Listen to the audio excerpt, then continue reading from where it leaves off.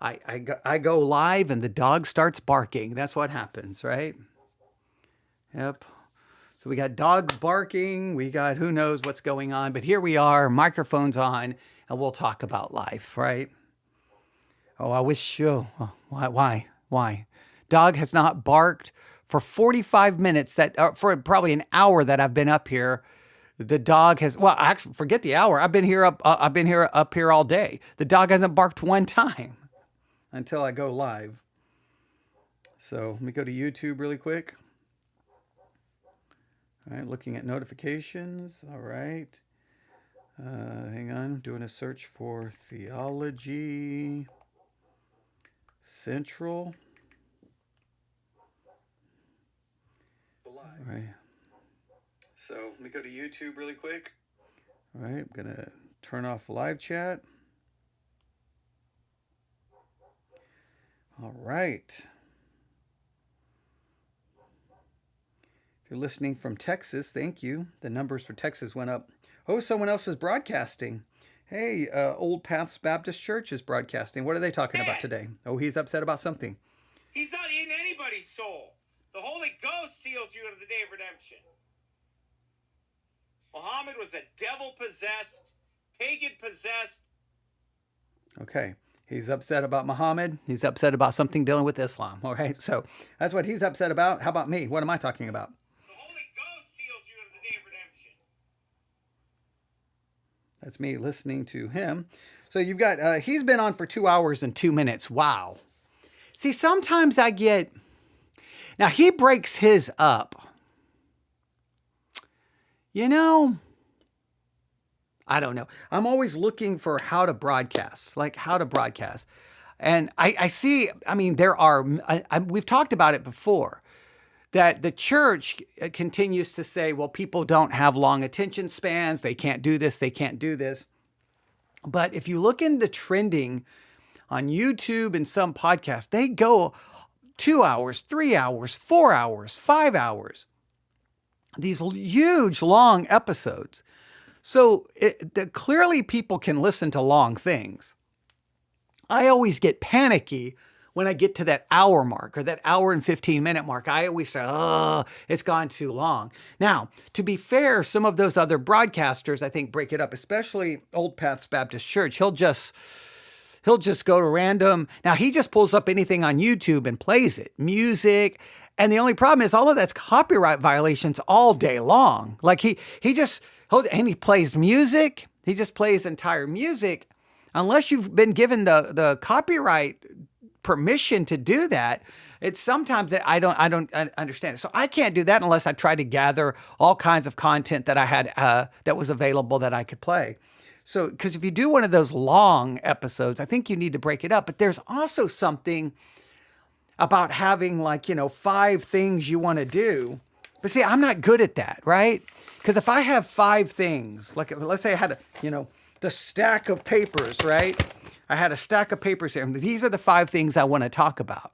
I don't know if I could go to 1, then transition into the second, and then transition into the third, because one thing for me turns into a series. It turns into, I can't just say, well, I'm just going to do a 15 or 20 minute segment, then move on to the second thing. And then I can't do a 15 or 20 minute segment because inevitably what I'm talking about, it just starts expanding in my mind, like what we're doing right now.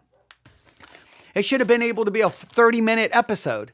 Hey, here's this news article. Here's what I think about it and move on. Well, guess what it turned into? Almost an hour. And now here we are. We're going to do a second hour. Why? Because that's my brain. So I don't know. There is something kind of cool just turning on the microphone and talking for 3 hours about whatever. But you have to map out that 3 hours, right? It's got to have transitions. It's got to have ups and downs. It's got to, and you almost need to break it up somehow. And so I don't know. But that's neither here nor there. But if you want to go to listen to him, he's currently past the 2 hour mark. So. All right. Nobody's really, somebody may be listening today, but if it is, it's just one person. So I think the last episode we ended up with 8 people. So I think that's, pretty good. But all right. Are you ready?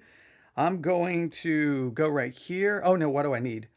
I need to pull this up first. All right, ladies and gentlemen. Oh, wait, just what happened? Okay.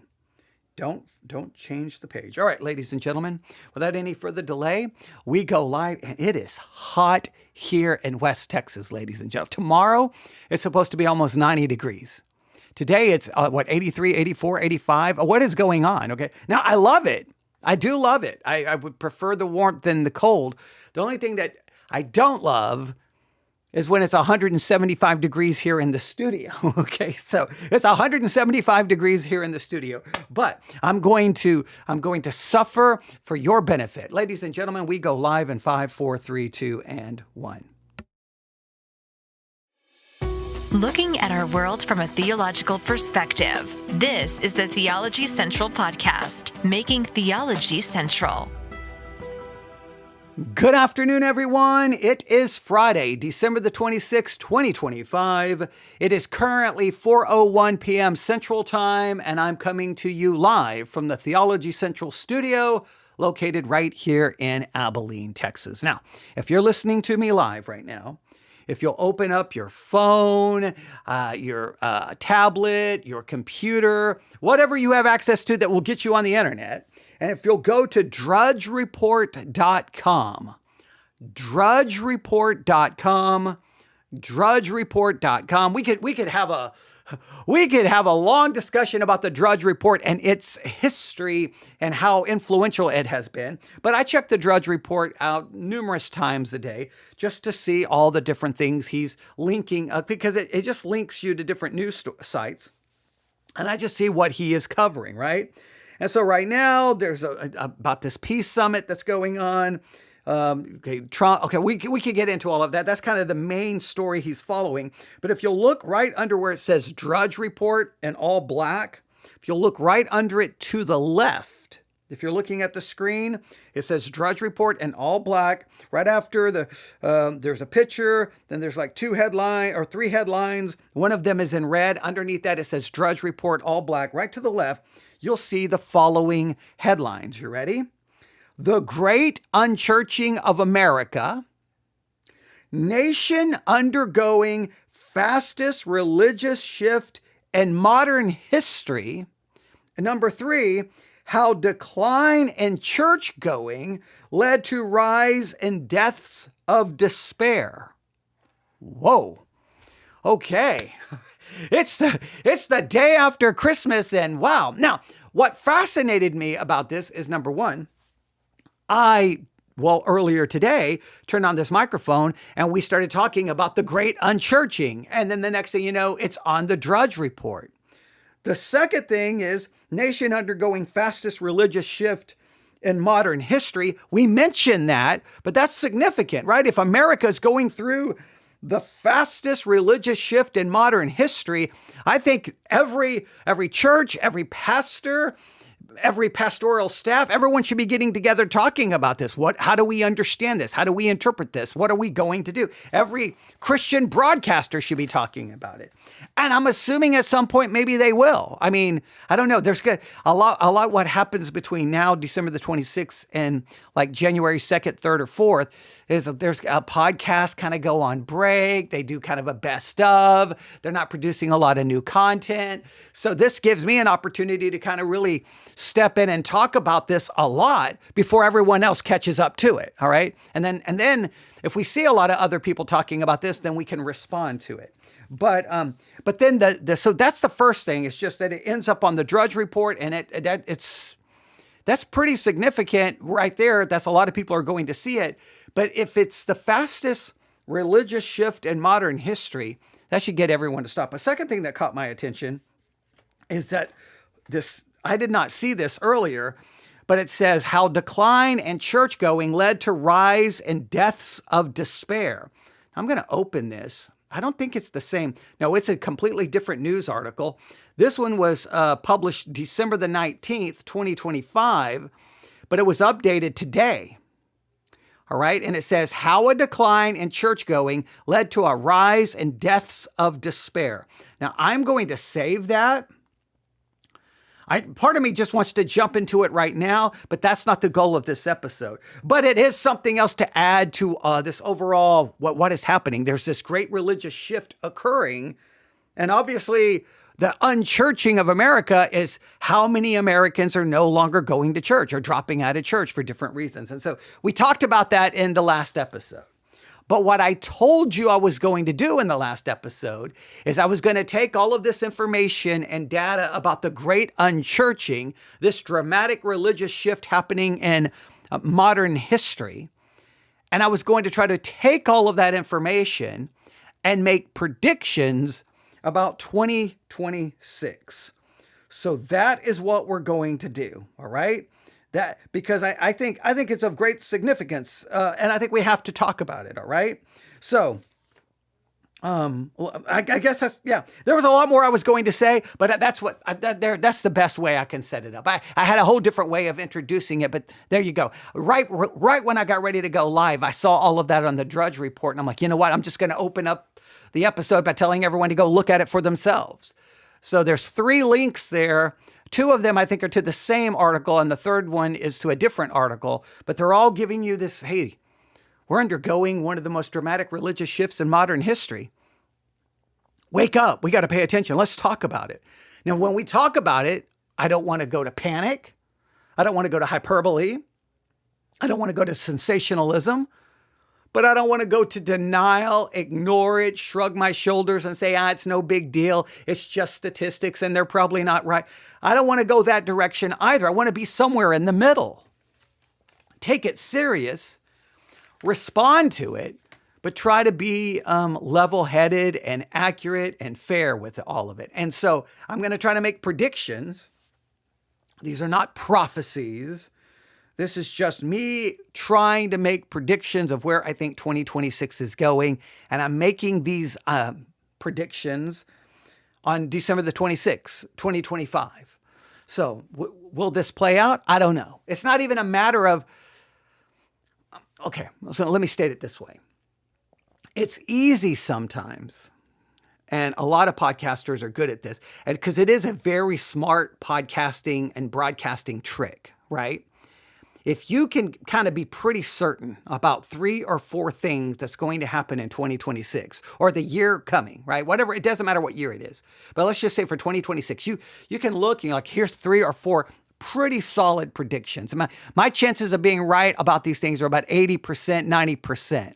If you'll turn on the microphone in your broadcast, share those before, even if they're pretty accurate, well, guess what you can do later? When they all happen, you can turn on the microphone and go, this broadcast, it has insight. This broadcast has foresight. This broadcast sees where the world is going. We're telling you tomorrow's news today. And you can look, that's an Alex Jones kind of quote. You can really kind of build in and build your supposed credibility, or at least the illusion of credibility. Look, some things, it doesn't take a rocket scientist to predict. So when I say predict, I'm not trying to predict so that I can say, oh, look, I was right. I'm trying to simply make predictions, and I'm saying it this way. Here's where I think everything's headed in 2026. I'm not saying I have some special insight or that I'm even being clever. I'm more not really worrying about, oh, look, I have the crystal ball and I can see. No, it's about, hey guys, I think we can pretty much agree on this. What we need to do is not about who's making the prediction. It's not about when the prediction was made. It's about thinking about where we're headed in 2026 so that Christianity, the church, Christians can start thinking about how this is going to impact things and start making maybe some changes or some choices, right? It's not so much about, oh, look, I got it right. It's not that type of thing, okay? So are you ready? 2026. So we have the Great Unchurching. So let me build it this way. The Great Unchurching is happening. The number of people who are leaving the church, unaffiliated with the church, those numbers are dramatically increasing. 15,000 churches closed in a year. Churches are closing. Mega churches remain pretty stable. They're not stopping this decline. But they themselves have found the secret formula for keeping people and maintaining numbers so they can maintain, the mega church. So they've figured it out. And so people will probably keep looking to them for the answers. But in middle-sized and smaller churches, Some of these declines are absolutely catastrophic as far as the church remaining open, all right? So that right there has been talked about. The Great Unchurching has been talked about for at least 3 or 4 years, maybe 5 years. There's just been this talk year after year of the numbers and what is happening. So that's not even really debated. It's debated by some, but I think for the most part, people are like, something is dramatically happening, all right? So, but because of that, and because of the Great Unchurching, because of the political hijacking of the American church, and because of the rise of artificial intelligence, I'm kind of taking these 3 things, and based on what I believe these are 3 facts, right? Unchurching, politically hijacking of the church, and the rise of AI. Where do we go? What's going to happen? So, in 2026, my paper just ripped apart. In 2026, I think 2026 will be the year that the church loses the center, but is not going to lose the margins. It's going to lose the center, but not the margins. Now, what do I mean by that? I think up to today, December the 26th, 2025, I think most church decline has happened at the edges. Nominal Christians, we lose them. Okay, well, they're kind of nominal. You don't really know. You're kind of losing those on the edge, right? You weren't really expecting them to stick around. You couldn't really count for them to show up. Every pastor knows these, right? You have those people in the church that you're kind of like, there's no other way for it. You kind of refer to them as nominal. Maybe they'll show up Sunday morning. They probably won't be back Sunday night. Probably not going to see them Wednesday. And then some Sundays they may miss. And even if they show up on Sunday, they probably don't come to Sunday school. They're kind of nominal. You don't expect them. Now, what you want to do is figure out the secret to move them from nominal to a faithful attender, but everyone knows them. So, but those are kind of on the edge. If you lose them, most churches don't give it a lot of thought because you're not expecting them to stick around. You have the Christmas and Easter attenders. You don't see them all year until maybe Christmas or Easter. Okay. If you lose them, doesn't have a major impact. And you're gonna possibly lose those who kind of just they inherited their faith.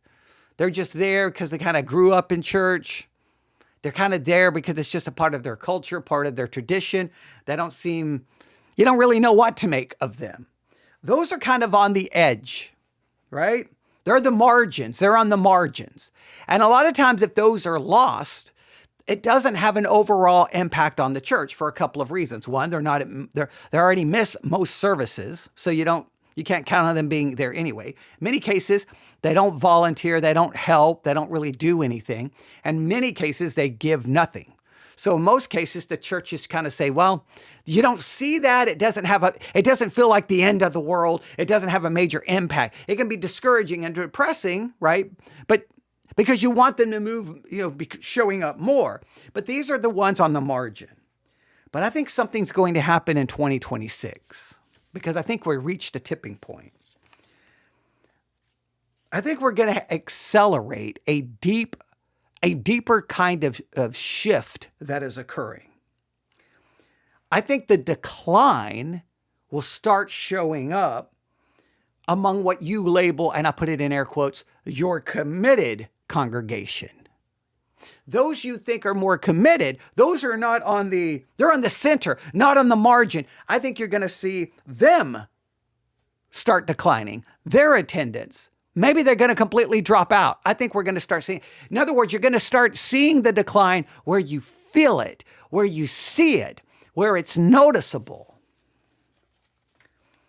I think mid-sized churches between 150 and 500 people, I think they're going to feel it the most. I think they're going to be impacted the most. And of course, and why is that? If you're in a small to mid-sized church, I mean, come on. Look, as someone who pastored for almost 25 years in a very small church, well, even when we packed the place out and we had like 100 people there, well, guess what?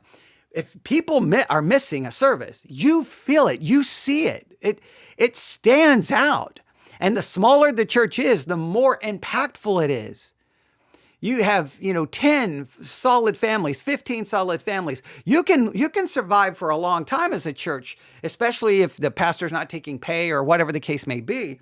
But I'm telling you, you start losing some of those people, oh, you could wipe out an entire service.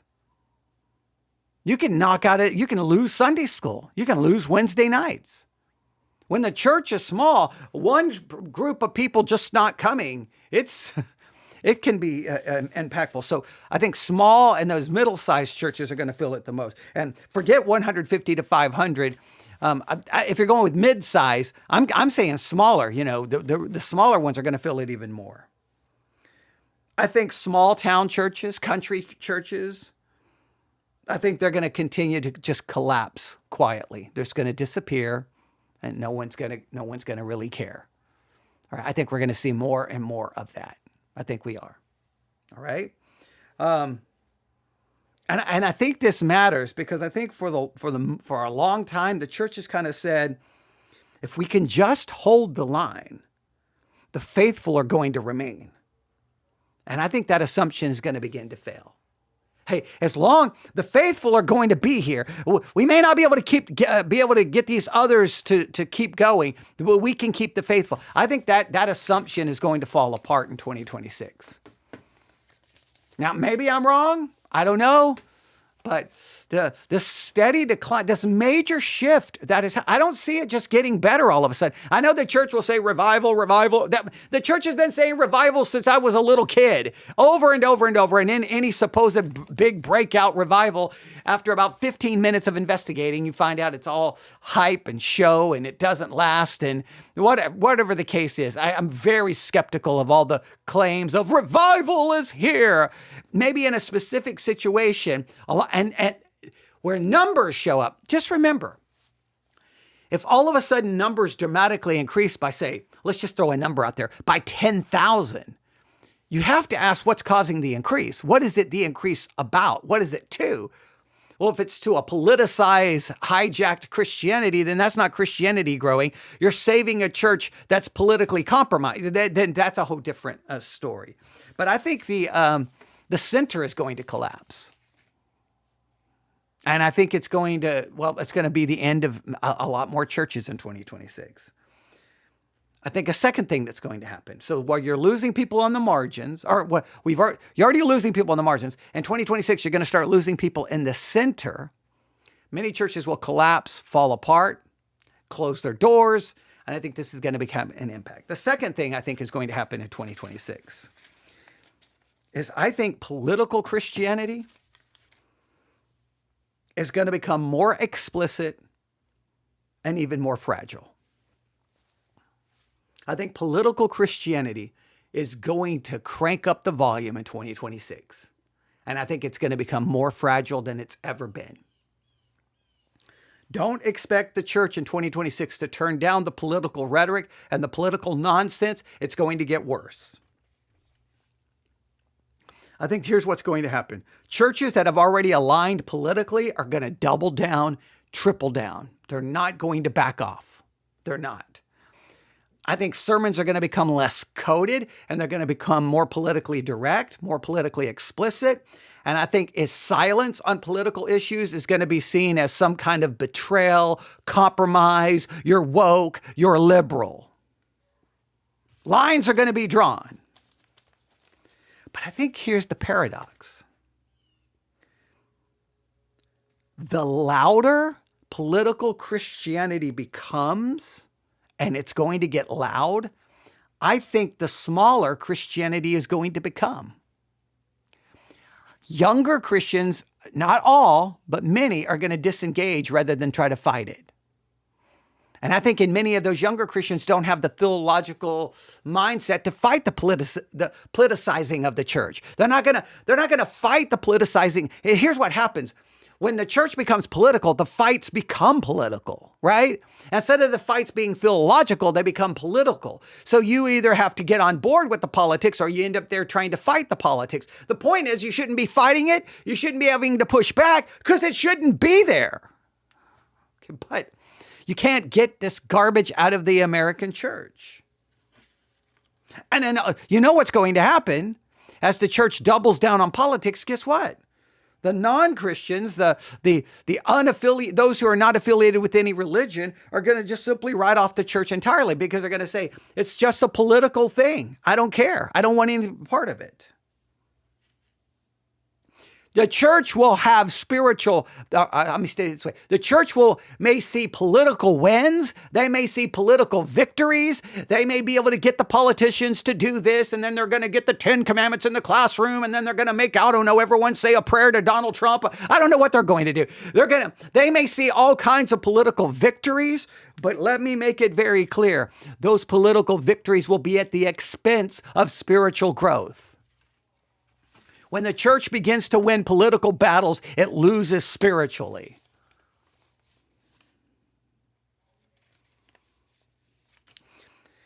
By late 2026, I think many churches are going to function less like a Christian community, and they're going to become more like a morally, politically identity hub with religious language. They're going to be moralism. They're going to be politics. It's going to be political identity, but they're going to use religious language. This will feel righteous to those on the inside. Oh, we're standing up for culture. We're standing up for God. We're standing up for truth. We've killed a few witches, whatever they're going to do. But guess what? They're going to alienate everyone who doesn't care about their stinking politics. If people are going to hate the church, I want them to hate the cross. I want them to hate Christ. I want them to hate the Word of God. I want them to hate truth. I do not want them to hate the church because of stupid political affiliation. If you're going to hate me for Christ. Don't hate me because of some ridiculous, corrupted political party. I cannot stress that enough. I cannot. So, 2026, what's going to happen? Here's our predictions. The church is going to lose the center, not the margins. So that means people right there in the center, the more faithful, are going to start dropping out, missing church in different ways, which is going to have massive impact on small to middle-sized churches. Number 2, political Christianity is going to become explicit, but it's going to become more and more fragile. They may gain political victories, but they're going to lose spiritual. They're going to lose the spiritual war, and they're going to, the people there are going to feel like they're doing something amazing and great. They're going to be happy with it, but they're going to alienate anyone who's not associated with their politics. The third thing, artificial intelligence. Just go ahead and write it down.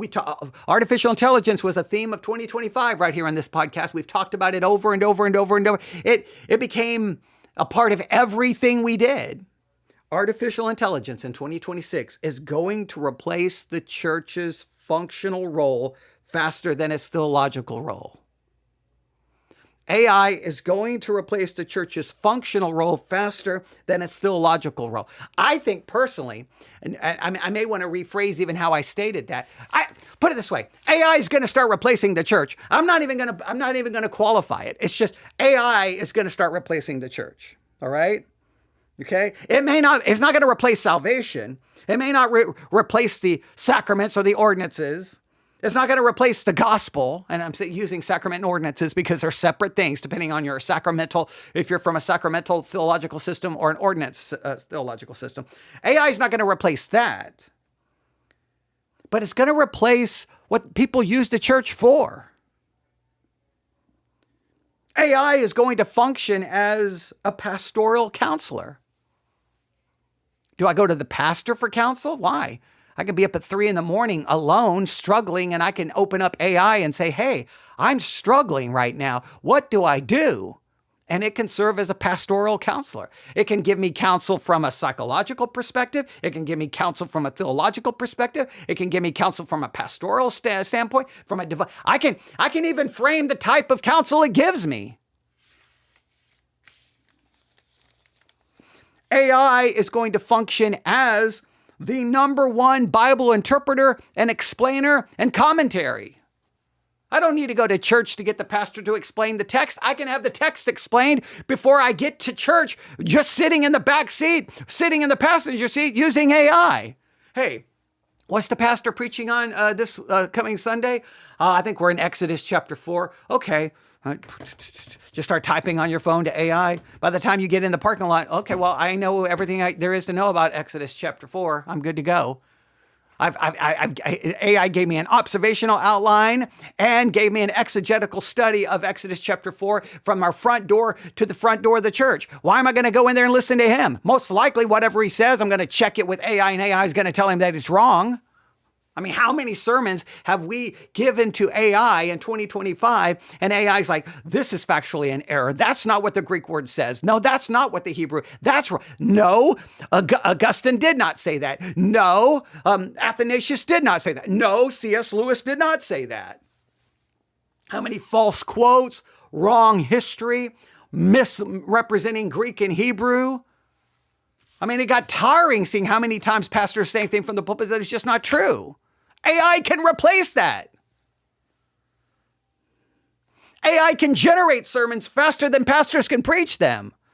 If I need sermons on Exodus chapter 4, I can have AI give me a topical sermon, give me a thematical sermon, give me a verse by verse sermon, give me a devotional sermon, all on Exodus chapter 4. I could probably have 15 sermons before I get to the front door of the church, and that's if the church is just 15 minutes away. AI is going to be the sermon generator, the sermon commentary, the counselor. AI is going to become your theological partner. You want to talk theology? You want to have someone who'll talk to you and be present for you? Oh, AI will be right there. Hey, I'm your buddy. You want to talk theology? Let's talk theology. And AI will talk theology. AI will talk theology all day, all night, morning, evening. And I know because I talk about it about theological things nonstop. Look, I got my statistics for ChatGPT for 2025. I was put in the top 1% of all ChatGPT users. I use it so much. AI is going to become your spiritual companion when you're going through depression and discouragement and through times of crises. You're not going to get the ridiculous things people say. AI is going to become your counselor, your partner, your friend, your sermon generator, your Bible explainer, your Bible interpreter, your theological guide.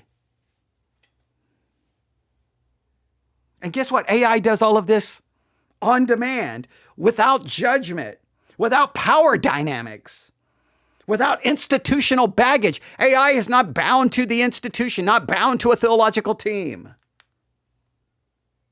So if churches are there to offer advice, motivation, moral guidance, preaching, teaching, AI is going to outperform them. AI can produce better sermons, can produce better Bible studies, produce better commentaries, better church history lessons. There's nothing the church can do that AI can't do better.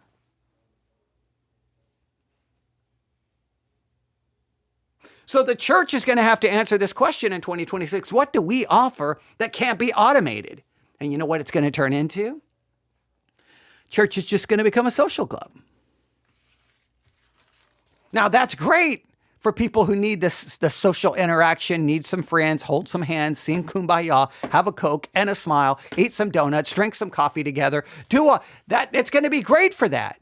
I've talked about before in 2025, I think it was 2025, one of the big charismatic church here in Abilene, a New Hope, that one of their marketing campaign is don't do life alone.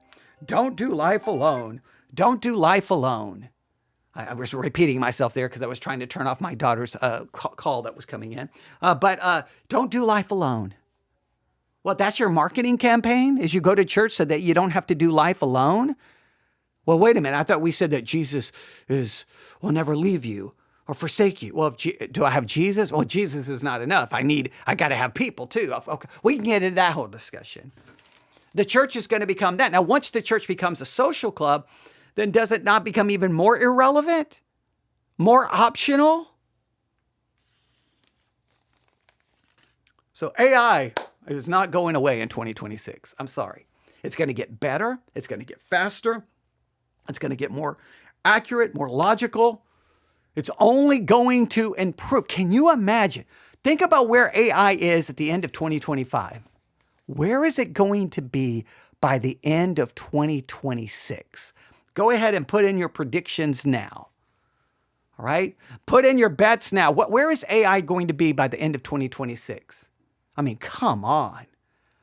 We saw over and over and over, AI outperforms every sermon we gave it. It destroyed the sermons, tore them to shreds, and would give us something better in seconds. Well, if I'm going to church for theological education, theological learning, and Bible preaching, I think AI can do a better job if I want to know truth.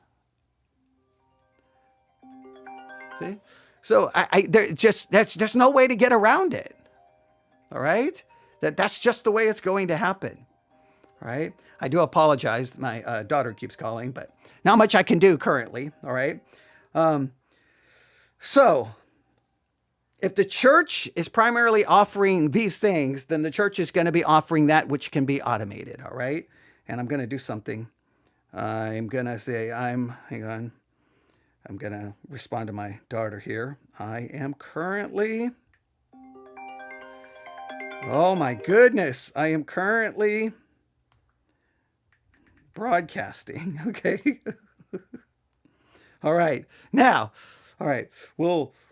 I do apologize for that. In 2026, guess what's going to continue to happen? People are going to continue to call me when I'm broadcasting. I can tell you that. But guess what? AI will never be interrupted when it's trying to explain something to you. Okay. I apologize. So in 2026, the church is going to lose the center, not just the margins, because it's already been losing the margins.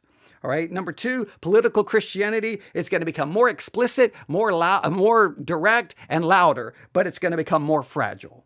Number three, AI is going to basically start replacing the church in countless ways. And I know the older generation is going to argue, that AI garbage, that AI. I know everybody wants to criticize AI. Let me just say it again. If all you're going to offer as old people, and I say that lovingly, if all you're going to do is just criticize AI as somehow it's inferior and it makes mistakes, at some point you're going to look around. Well, what about all the mistakes people have been making for 2,000 years? What of all the errors and the lies and the misinformation and the conspiracy and the nonsense that's been spoken from pulpits for 2,000 years? How come we get the older people get so irritated with AI, but they don't seem to be bothered by all the garbage that people do in the pulpit?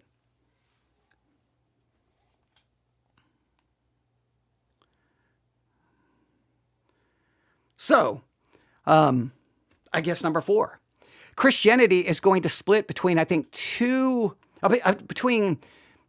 Christianity is going to split, and I think clearly into two maybe versions. I think maybe that's where Christianity is going to go. There's going to be two versions of it. All right. I think, and I think this divide is going to be hard to ignore. I think the divide has already been there, but I think it's going to become very hard to ignore. I think version one, Christianity as control, strong moral claims, political alignment, certainty and enforcement, biblical worldview rhetoric, low tolerance for ambiguity. It's going to be Christianity as control, a kind of a Christian nationalism, kind of this cultural Christianity. And I think version two is going to be Christianity as gospel. It's going to emphasize on grace, not power, law that just condemns, not the solution to the world's problems, a gospel that frees us from the condemnation of the law, a willingness to live without cultural dominance. The second version is going to be like, well, I don't care if Christianity is culturally dominant. It's irrelevant whether we don't need it to be culturally dominant. We just need it to be theologically accurate and clear. It's going to be small, it's going to be quieter, and it's going to be marginalized. That's going to be the version two of Christianity. Now, the split's not going to be formal, it's just going to become obvious. And many people may come to the conclusion, whether this is right or wrong, these are two different religions. I don't know what that is. And that's how I already feel. I look at a lot of the church and I just kind of go, I don't know what religion that is. It's not Christianity. I don't want any part of it. It's this politicized garbage. It's law-based. It's not gospel-based. It's works-based. It's basically Catholicism in disguise. It's Christian nationalism. I don't know what any of this is. I don't want any part of it. And I think many people are going to come to that conclusion. These are like two radically different religions. So the church is going to split into these two competing visions or versions. I think number 5, the church growth is going to be replaced by church consolidation. Church growth is going to give way to church consolidation. 2026, I don't think is going to be about revival. It's going to be about survival and reshaping. So you're going to have more multi-church mergers, more shared pastors, more bivocational ministry, more online first communities. I think we're going to see a lot of that. Online first communities and more informal gatherings outside traditional structures. I think we're going to see more and more of the online and meeting and more non-traditional things, right? I think you're going to see it. And look, if churches can't, if people are leaving the church, when church numbers go down, what goes with it? Money. What do you need money for? To keep the building open. If you want the building, the people have to be there and they have to give. And you've got to have a certain number. There's a line. And you say, oh, if we lose one more family, two more boom, it's over. And then the church is closing. But if you do online community, if you meet in a non-traditional setting, well, then you can at least keep some resemblance of something going on. Now, what can happen in these situations is you have more doctrinal confusion, and a lot of this will become more personality driven. You got to have a strong personality to get the people to tune in online. You got to have a strong personality to do some of these things. I think the form of the church in 2026 is going to fragment faster than theology can keep up.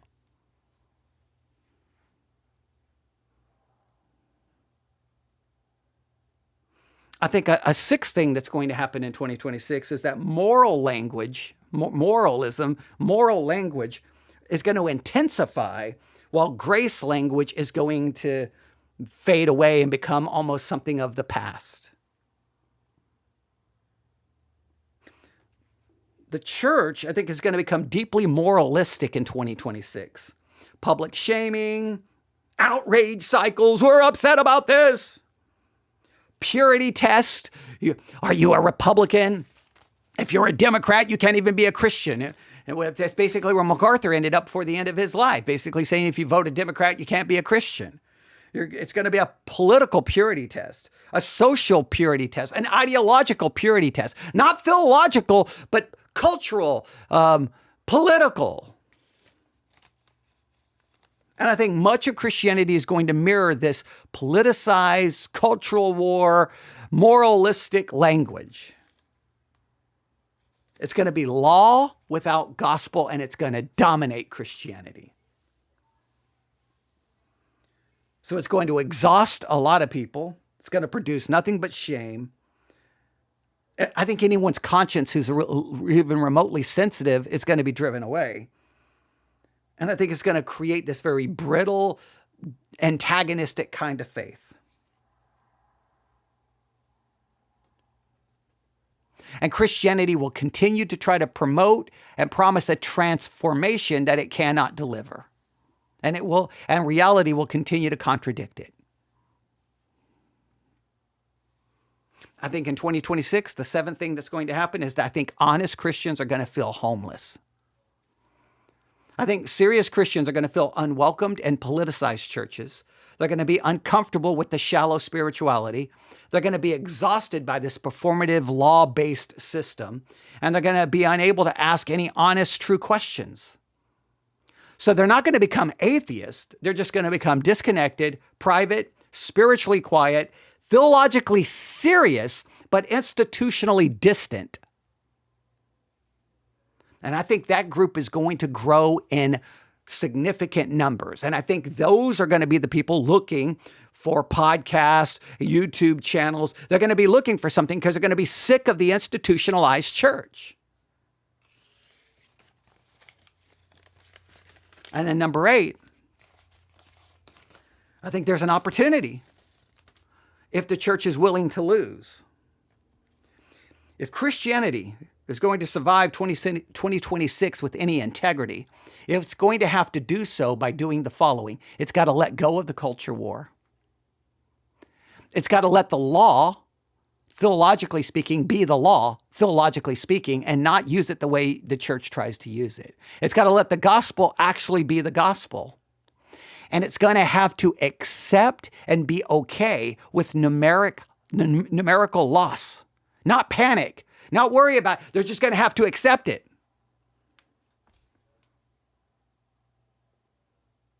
And it's going to have to acknowledge AI's presence. And I think it has to refuse to compete with politics and entertainment.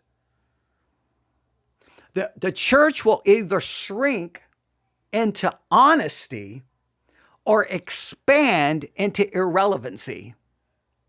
I think that's where it's going to come to. The church is either going to shrink honestly, it's going to shrink by just staying true, or it's going to expand, but it's going to become completely irrelevant. It's going to either shrink honestly or expand into irrelevancy. By the end of 2026, I think Christianity is going to be smaller, it's going to be louder, and it's going to be more polarized.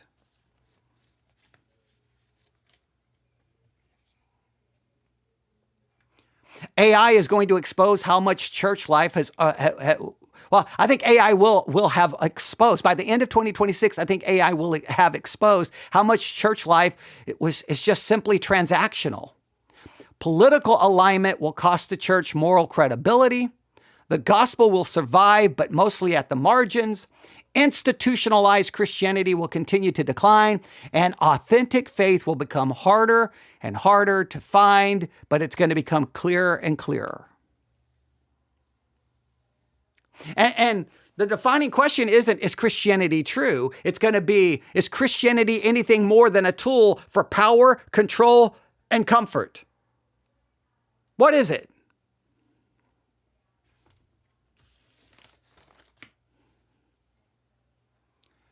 Now, those are my predictions for 2026. All of this flowing from the unchurching that's already happening, the rise of AI and the politicizing of the church. Let me go through these again. Let me go through them.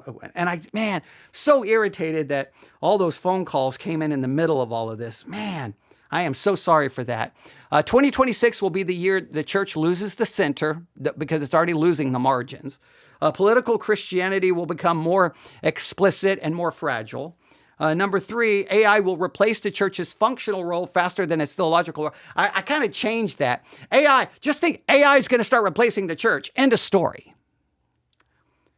Number 4, Christianity is going to split into 2 clear versions, right? Christianity as control or Christianity as gospel.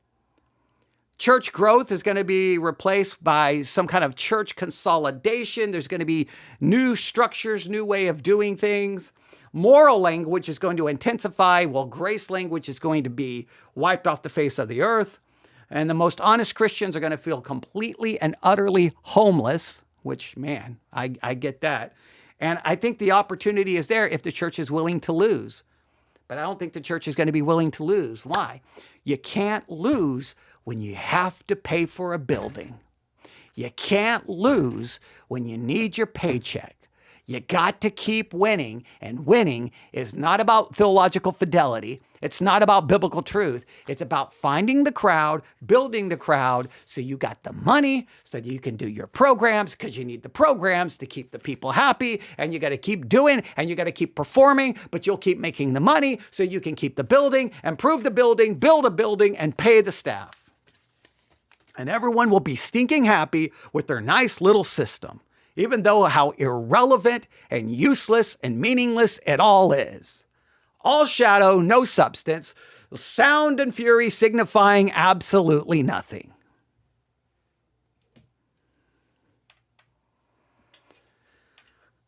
All right, I'm going to stop there. I wish I could give you something profound to wrap it up, but I can't. I just think that's where we're headed.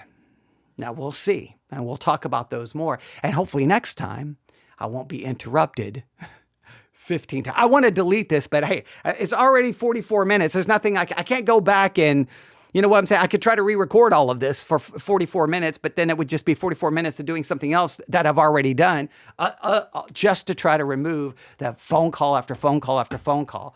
And at first, I was